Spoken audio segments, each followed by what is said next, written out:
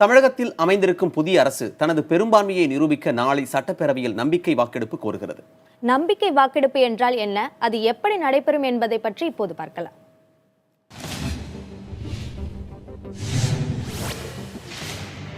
நம்பிக்கை வாக்கெடுப்பு என்றால் என்ன?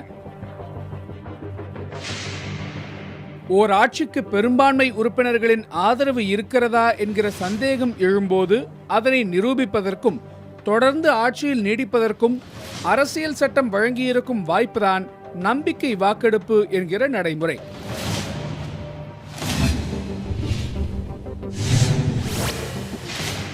நம்பிக்கை வாக்கெடுப்பு நடத்துமாறு ஓர் அரசை யார் கோர முடியும்? ஓர் அரசு பெரும்பான்மை ஆதரவில்லாமல் சட்டப்பேரவையின் நம்பிக்கையை இழந்துவிட்டதாக கருதப்படும் சூழலில் அந்த அரசை நம்பிக்கை வாக்கெடுப்பை நடத்தி தன்னுடைய பலத்தை நிரூபிக்குமாறு ஆளுநர் உத்தரவிடுவார்.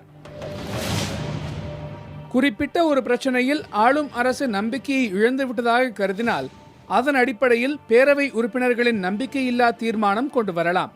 அதை ஏற்பதற்கும் நிராகரிப்பதற்கும் சபாநாயகருக்கு உரிமை உண்டு.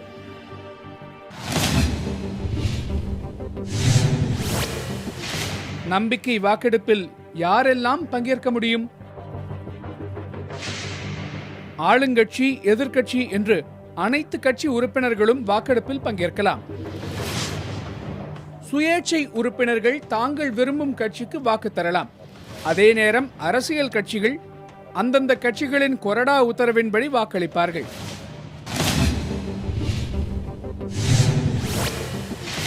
நம்பிக்கை வாக்கெடுப்பு என்பது எப்படி நடைபெறும்? அனைத்து உறுப்பினர்களும் இருக்கைகளில் அமர்ந்த பிறகு பேரவையின் கதவுகள் மூடப்படும். சட்டப்பேரவை செயலாளர் நம்பிக்கை வாக்கெடுப்பிற்கான நடைமுறைகளை தொடங்குவார்.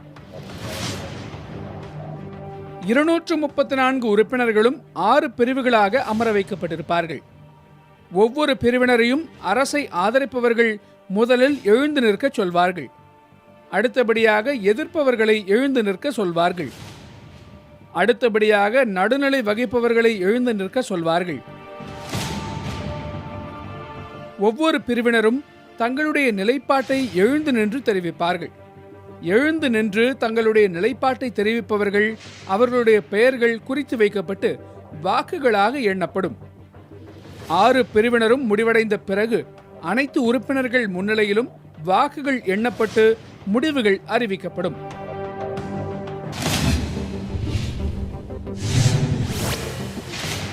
சபாநாயகருக்கு வாக்களிக்கும் உரிமை இருக்கிறதா? தோல்வியை தீர்மானிக்கக்கூடியது ஒரு வாக்கின் வித்தியாசமாக இருக்கும் பட்சத்தில் சபாநாயகர் ஆதரித்தோ எதிர்த்தோ வாக்கு தரலாம்.